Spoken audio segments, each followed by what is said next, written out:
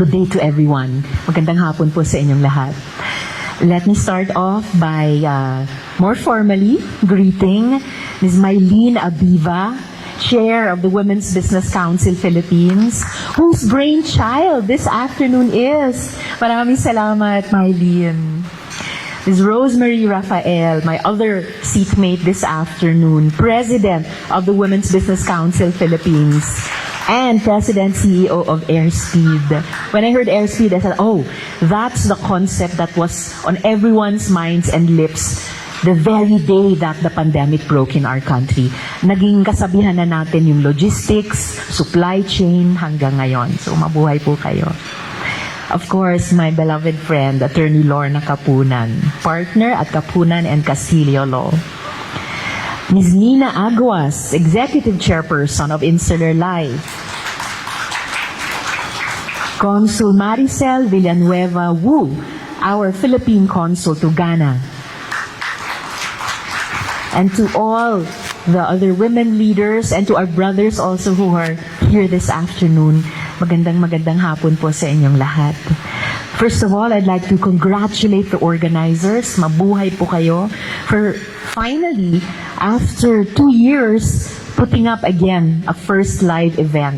As Sir Richard was saying, it's really great to be able to gather again in person with people. Walang kapalit, no? Yung mga pagsuzoom natin. Namiss ko na rin talaga, probably like most, if not all of you, na umaten sa mga ganitong personal na pagtitipon. Iba rin talaga, di ba? Kapag nakikita face-to-face, kahit na still with masks on often. Thank you to the wonderful women, the wonderful sisters, fellow women leaders, Mylene, Attorney Lorna, Rosemary, Nina. It's an honor to be with you today. Napakalaking dagok ng pandemya sa ekonomiya. At kapag ekonomiya ang pinag-uusapan, mga micro, small, and medium enterprises na karamihan ay mga kababaihan ang nagpapatakbo, as Ms. Rosemary said, ang naiisip natin agad. Pasintabi lang sa ating mga kasamang kalalakihan. Pero sure naman ako na a-agree kayo sa akin dahil kung titignan, tila dinisenyo ang mga kababaihan, tayo, para sa ganitong mga klaseng laban. Also, as Rosemary was telling us earlier, laban na akala natin wala ng katapusan. Laban na akala ng marami ay wala ng patutunguhan. Mga pagsubok at laban na hindi nating akalain na kaya palang lagpasan. An advantage that women have is our ability to attend to several things all at once. So, a mom cooks while keeping an eye on the crib and also on the toddler who's running around. More recently, these women also hold down a full-time job from home while perhaps also preparing for an online course. These are still faint signals at the edge of our radars. But I think these are micro trends that can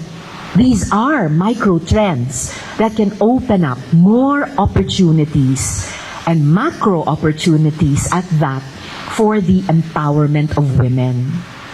So we learn, we work, we nurture, and we are mindful of things even if they are happening simultaneously. Kaya nating mag-multitask. But beyond this, we need to get out of the box. We need to get ahead of the game of prototyping the new normal that will enable women to become economically empowered. We need to have huge amounts of women-centered workshops to redesign many things, including our policies on remote work. The Senate Committee on Women, which I lead, has recently shepherded a bill through plenary deliberation in support of the welfare and economic empowerment of solo parents. I worked with a lot of my solo moms and solo dads as well on this one. And one of the things that the Finance Department and the Trade and Industry Department have agreed to provide is the prioritization of solo parents in the upcoming apprenticeship programs in the private sector, especially with respect to digital skills. Government-supported apprenticeships that enlist and support private workplaces into becoming schools will also be a very important aspect of this new ecosystem of institutions that will open up the opportunities for women and the youth. I'm advocating the scaling up of our apprenticeship programs in the same manner that the 4 Ps or the Pantawid Pamilyang Pilipino program was scaled up from supporting just 200,000 families to 4 million families 10 years ago. I think that if we focus on apprenticeship programs, we will accomplish 3 things. First, apprenticeship programs can cure the long-standing jobs skills mismatch, especially as there is a hunger in industry, especially in the IT BPO industry, for digital skills. Before the pandemic, I'm told that HR departments had to go through the CVs of 25 applicants before they could find a good enough match for a vacancy. Apprenticeship programs will provide government support for private firms that would hone the skills even of new entrants into the labor force. Second, apprenticeship programs will address the loss of jobs and economic displacement, especially and predominantly among women and the young during the pandemic and its aftermath. The danger in having a prolonged gap between schooling and work. The Philippine Statistics Authority said that that gap has more than doubled during the pandemic. The danger of that is that the chances of ever finding a job decrease very fast with unemployment. This month, the first batch of college students who were products of the K-12 program will be looking for work and will be joining the labor force. Malaking pagsubok sa atin dahil makakasabayan nila ang napakaraming unemployed at underemployed na may experience na sa trabaho. And even now, companies are telling us that this first batch of K-12 graduates will take 2 years before they can be absorbed by the private sector. Yes, and we're not yet even talking about the graduates of next year, and then kasabay pa nitong malawakang at underemployment.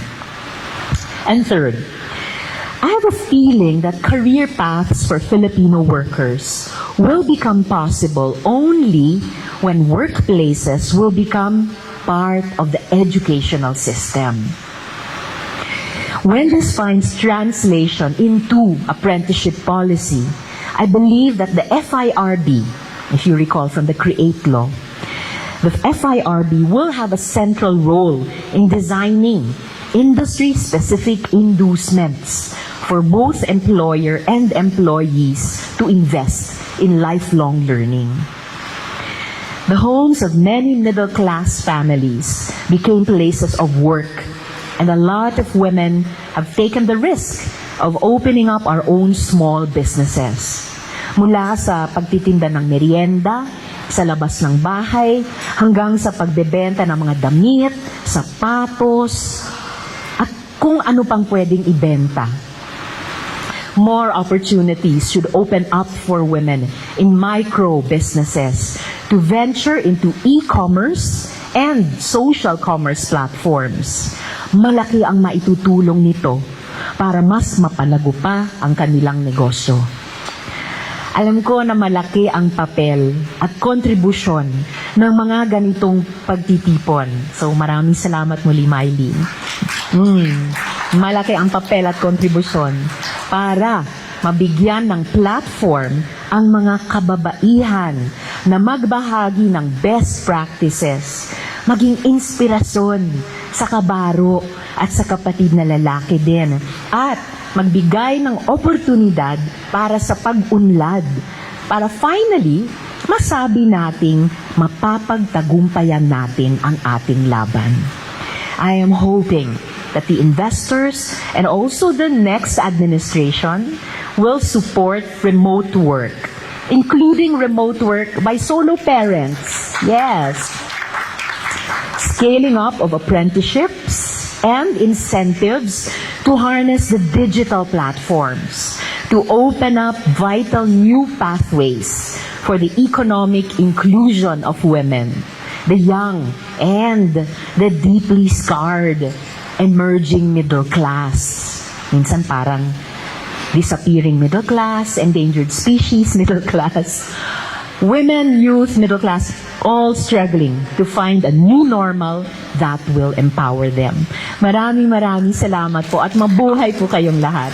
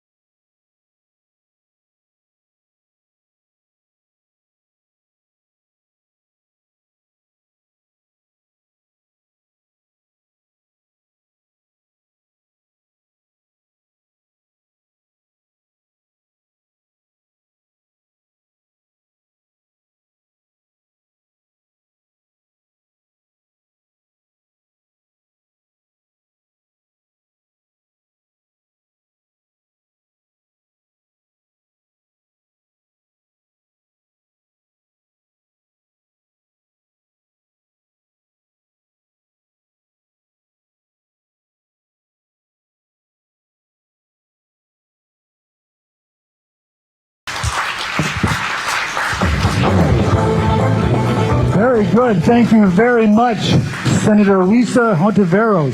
Thank you. Thank you. Okay, we're going to have some questions and answers. And let's get down to some real solutions here. Thank you. So if I could ask all 5 of our speakers to come back up onto the stage. Mylene Ibiva, Rosemary Raphael, Lorna Kapunan, our speaker yet to come, Nina Aguas of In Life, and of course, Senator Risa Hontiveros. Please, one more, I think. Okay. Oh, we even got little side tables for them. Very elegant. Please come on up. Good. Bit of a clapping there.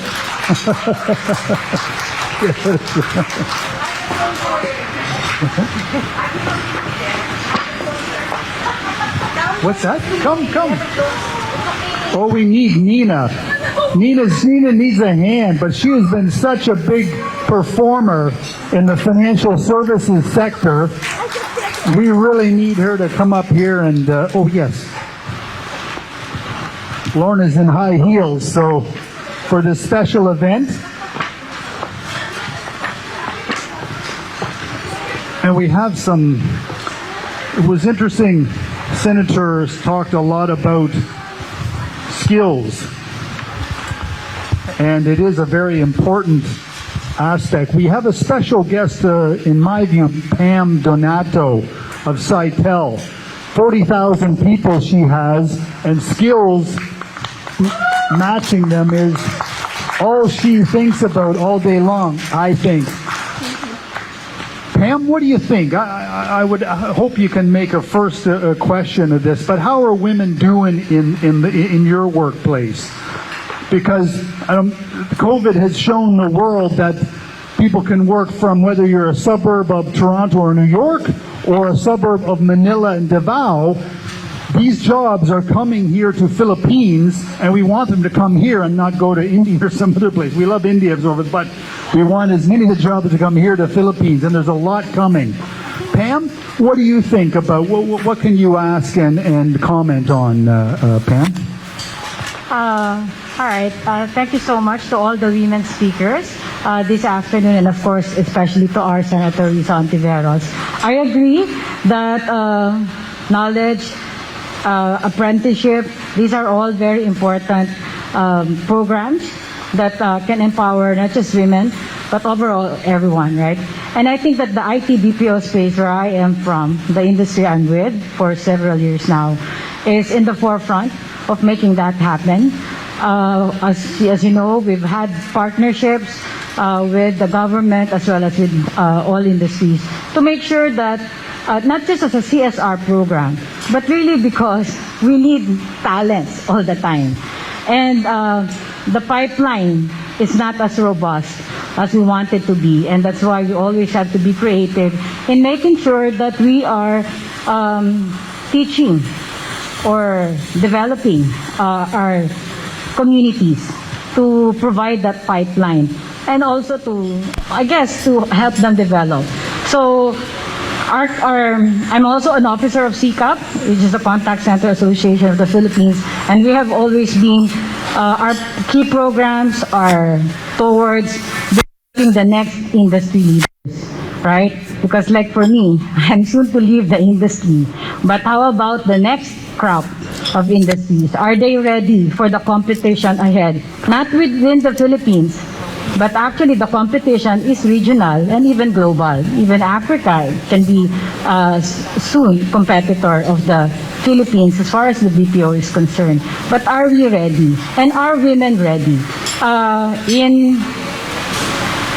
Of course, we have very active ERGs or employee resource groups focused on women and other sectors, and it's all about making sure that the women are represented.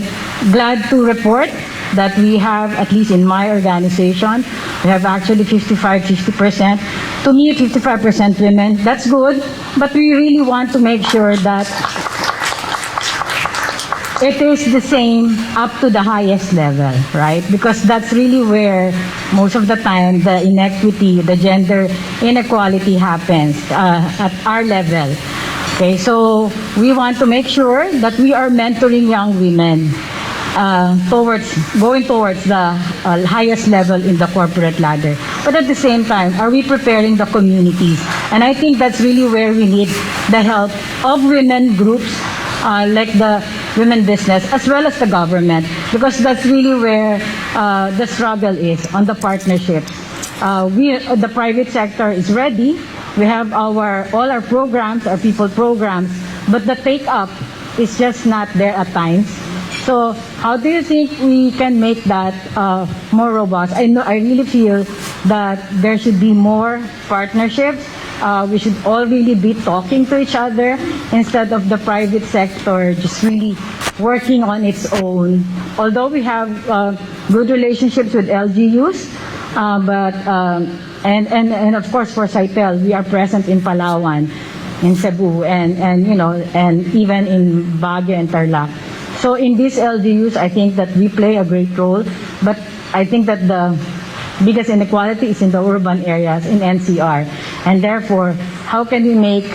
It's also very hard to work with LGUs from the different cities and municipalities, right, of Metro Manila. So I think that it's not really a question, but it's really more of a call to the Women Business Council as well as to the government sector, that there should really be more partnerships. The apprenticeship programs, which have all been crafted, I know that there are a lot of schools, and we've worked with schools to develop their curricula to cater to our sector, but we need to do more in order to prepare the next group. And even the senior high programs have to really be strengthened, especially the tech book, which has the IT, as well as the ABM.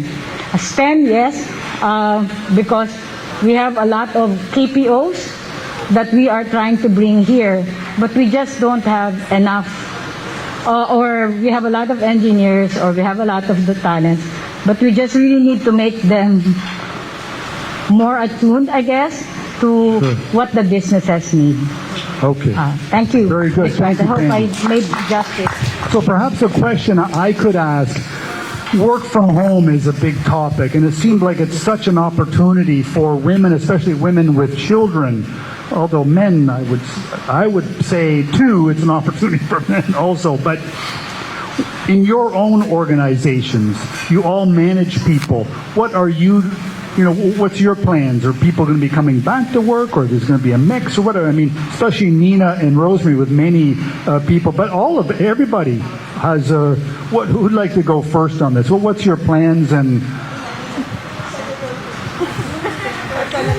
Go ahead, please.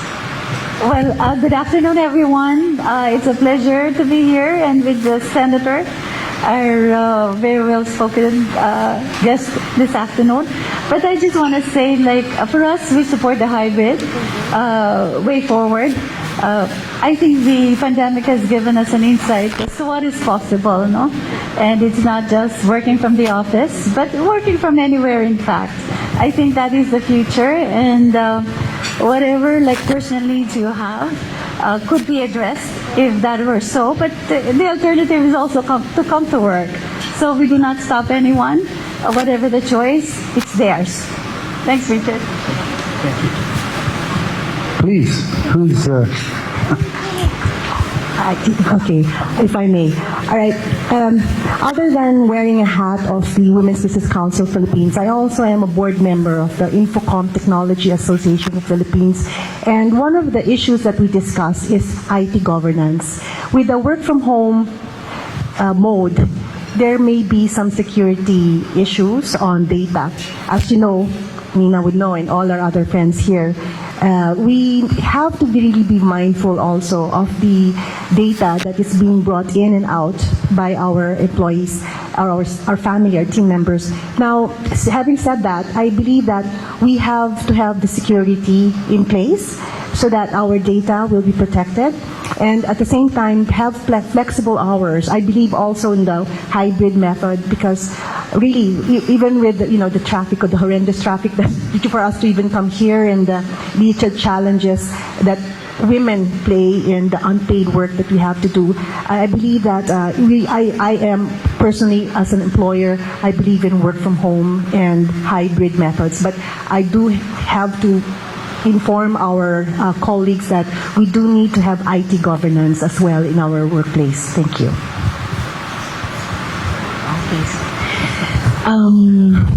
One of the things that I think we need to think about as we come out completely from the pandemic and the recession, and we still have a lot of work to do to really design that new and better health and economic normal, among many others, is that idea of the work-life balance. I think there's a lot of assessment that has to be done so that we can say, okay, what are the optimal home and optimal work arrangements for people? Perhaps it's different from industry to industry. We still have to formulate the questions, because for one, I remember my 3 older children have all graduated from college and are working, and my 2 middle children, I have 4, the 2 middle ones